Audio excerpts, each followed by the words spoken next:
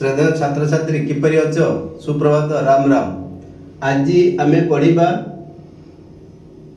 Subject आ predicate को बाछिबा कते प्रश्न दउची सेडा को तमे के सब्जेक्ट के प्रेडिकेट अलगा करिवो जेपर देछि Nupur has a lovely dog एतरे सब्जेक्ट के अंशटी आ प्रेडिकेट के अंशटी बाछिबो।